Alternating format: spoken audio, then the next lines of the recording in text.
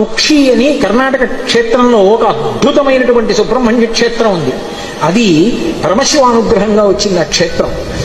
గరుత్మంతుడు ఒకరోజు మంచి ఆకలి మీద ఉన్నాడు. వాసుకి వెళ్ళిపోతున్నప్పుడు ఈ వాసుకిని చంపుదామని గరుత్మంతుడు వచ్చి తన రెక్కలతో కొట్టి వాడి ముక్కుతో గాఢ వేశాడు.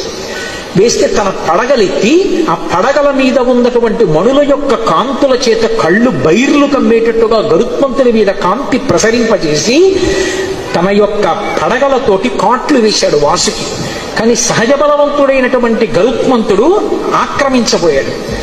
ఆర్తనాదం చేశాడు, శివా శివా శివా అని. వెంటనే కశ్యప ప్రజాపతి వచ్చి గరుత్మంతుడి యొక్క తండ్రి వచ్చి, కశ్యప ప్రజాపతి మహాశివ భక్తుడు వాసుకి, అటువంటి వాసుకిని చెనకొతున్నావు శివా అని పిలుస్తున్నాడు, ప్రమాదం సంభవిస్తుంది, వెంటనే విడిచిపెట్టేసి వేరొక ప్రాంతాన్ని చెప్పాడు. ఆ ప్రాంతానికి వెళ్ళిపో, అక్కడ నీకు ఆహారం లభిస్తుంది, అక్కడికి వెళ్ళి తినమన్నాడు. ఆయన వెళ్ళిపోయాడు.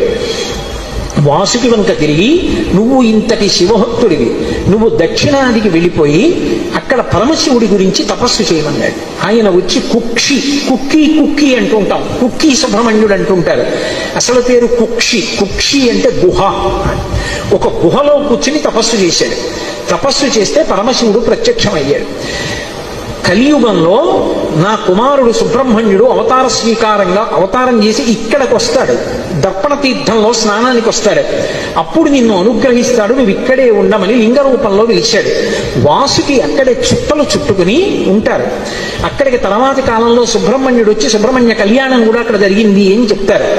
చర్మరోగాలు ఉన్న వాళ్ళందరూ ఆ క్షేత్రానికి వెళ్ళి దర్శనం చేసుకుని దర్పణ తీర్థంలో స్నానం చేసి కొన్ని ప్రత్యేకమైన కార్యక్రమాలు అక్కడ చేస్తూ ఉంటారు. సరే, అందుచేత ఇప్పటికీ ఆ కుక్షి క్షేత్రం అంతరాలయంలోకి వెళ్ళడానికి కుదరదు. గరుడ స్తంభం ఉంటుంది, ఆ గరుడ స్తంభం వరకే వెళ్ళాలి. గరుడ స్తంభం దాటి వెళ్ళకూడదు, ఎందుకంటే లోపల వాసుకి ఉంటారు. ఆ వాసుకి యొక్క పడగలలోంచి విషపు గాలులు వస్తాయి.